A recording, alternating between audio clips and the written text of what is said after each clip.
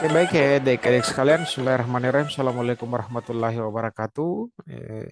Salam sejahtera untuk kita semua. Pertama-tama saya ingin mengajak adik-adik sekalian untuk mari kita sama-sama mengucapkan puji dan syukur kehadirat Allah Subhanahu wa taala karena atas limpahan rahmat dan karunia-Nya sehingga kita masih diberikan kesehatan dan kesempatan untuk kemudian mengikuti perkuliahan pada mata kuliah survei epidemiologi yang sedianya adik-adik sekalian ini dilaksanakan pada semester 6.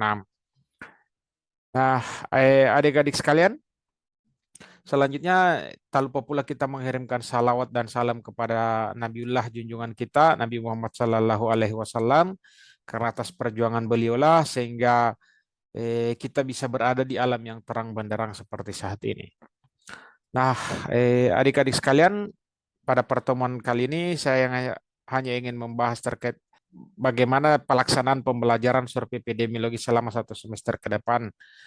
Mata kuliah survei epidemiologi ini diampu oleh dua orang dosen. Yang pertama itu Bu Dr. Linci Bukus UMKS selaku ketua tim teaching. Yang kedua itu adalah saya sendiri, Sulfikar Rahmat sebagai anggota. Oke, selanjutnya adik-adik sekalian,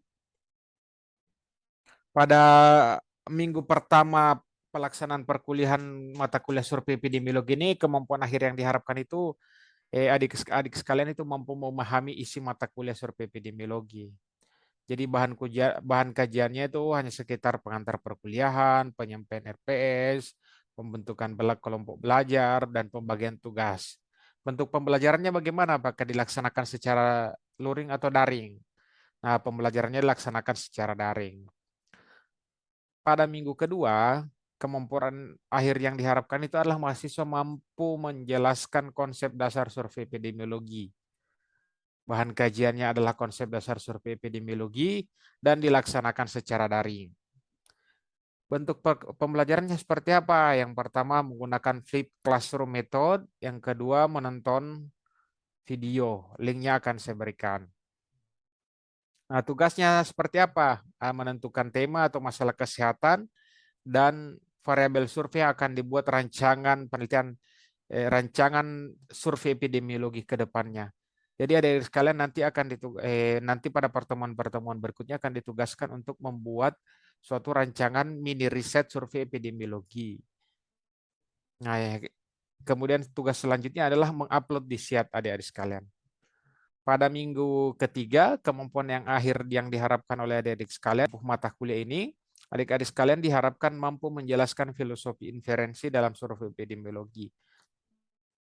Bahan kajiannya itu terkait dengan filosofi kesehatan masyarakat, ilmu pengetahuan, dan agama, dan hubungannya dengan riset-riset epidemiologi. Nah, bahagian kajian keduanya adalah kausalitas dalam epidemiologi, dilaksanakan secara daring menggunakan metode flip classroom method dan menonton video. Tugasnya yaitu menjelaskan kriteria Hills yang digunakan dalam menentukan kausalitas dalam survei epidemiologi, kemudian menguploadnya di SIAT.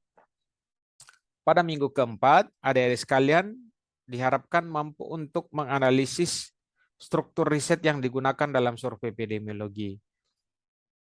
Bahan kajiannya atau materi pembelajarannya itu struktur riset dalam survei epidemiologi. Nanti di dalamnya ada penjelasan terkait bagaimana menentukan latar belakang masalah penelitian, menentukan hipotesis, menentukan tinjauan pustaka, desain penelitian, dan seterusnya. Itu dilaksanakan secara daring dengan metode flip classroom method dan menonton video.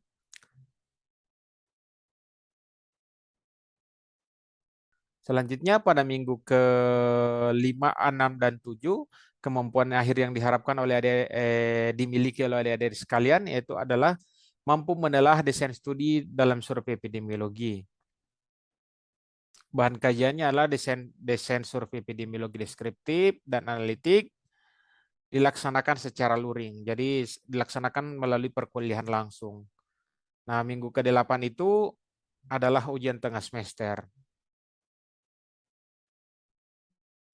Pada minggu ke-9, kemampuan akhir yang diharapkan dimiliki oleh adik-adik sekalian itu adalah mampu menelaah populasi, sampel, serta pemilihan subjek dalam survei epidemiologi.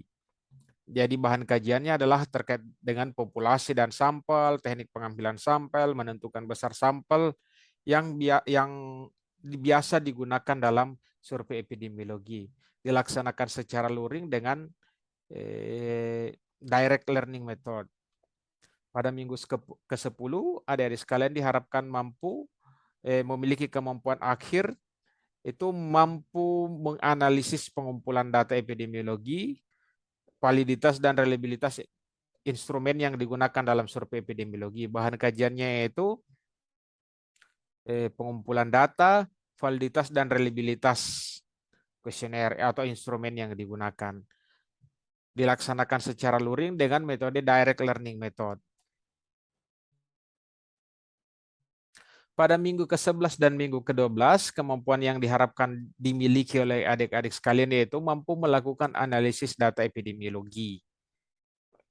Nah, bahan kajiannya itu analisis data epidemiologi, baik itu analisis univariat, bivariat, sampai ke multivariat, dilaksanakan secara luring dengan pendekatan direct learning method. Pada minggu ke-13, adik-adik sekalian diharapkan mampu menganalisis ukuran asosiasi antara paparan dan efek atau penyakit dalam survei epidemiologi. Bahan dan kajiannya seperti apa, yaitu ukuran asosiasi dalam survei epidemiologi. Apakah itu nantinya membahas rate ratio, odds ratio, dan relative risk.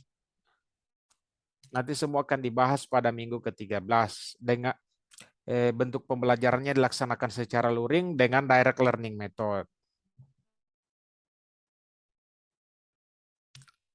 Pada minggu ke-14, kemampuan akhir yang diharapkan dimiliki oleh adik-adik sekalian itu adalah mampu menyajikan dan menginterpretasi hasil survei epidemiologi. Jadi dari awal itu mulai dari sistematikanya, kemudian sekarang cara menganalisis dan menginterpretasi hasilnya. Itu semua nanti akan kita diskusikan sama-sama. Bahan dan kajiannya seperti apa, itu penyajian data dan bagaimana caranya melakukan interpretasi terhadap hasil survei epidemiologi. Dilaksanakan secara luring dengan direct learning method. Nah, pada minggu ke-15, adik-adik sekalian diharapkan mampu menganalisis bias dan confounding dalam survei epidemiologi. Bahan kajiannya itu adalah bias dan confounding, dilaksanakan secara luring dengan pendekatan direct learning method. Kemudian pada pertemuan ke-16, itu akan dilaksanakan ujian akhir semester. Nah, ujian akhir semester itu yang dinilai adalah rancangan mini riset survei epidemiologi yang adik-adik sekalian telah susun dari awal. Jadi tugas-tugas yang sebelumnya diberikan,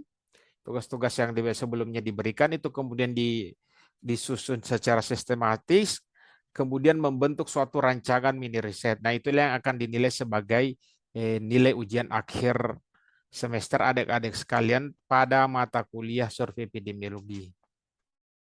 Referensi yang digunakan untuk pembelajaran pada mata kuliah ini ada yang pertama itu bukunya Ridwan Amiruddin yang dicetak tahun 2020 tentang ilmu kesehatan masyarakat, surveillance epidemiologi.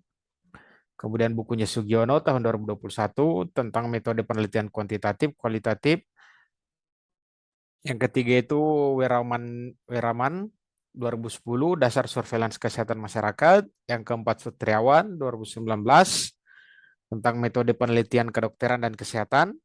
Yang kelima Najib Bustan 2012 tentang pengantar epidemiologi. Yang keenam tentang Ridwan Amiruddin dan kawan-kawan tahun 2011 tentang modul epidemiologi dasar. Yang ketujuh Bisma Murti tahun 1997 tentang prinsip dan metode riset dalam epidemiologi. Oke, adik-adik sekalian, selain dari referensi yang disediakan ini, yang digunakan ini, adik-adik sekalian bisa menggunakan referensi yang lain yang tentunya relevan dengan mata kuliah survei epidemiologi. Oke, adik-adik sekalian, itu saja terkait dengan rencana pelaksanaan pembelajaran semester ke depannya. untuk mata kuliah survei epidemiologi. Kita semua berharap semoga adik-adik sekalian itu mampu mencapai kemampuan akhir yang diharapkan dari pelaksanaan mata kuliah ini. Dan semoga adik-adik sekalian bisa kompeten atau lulus semua untuk mata kuliah ini. Oke, itu saja. Sekian. Saya ucapkan terima kasih. Assalamualaikum warahmatullahi wabarakatuh.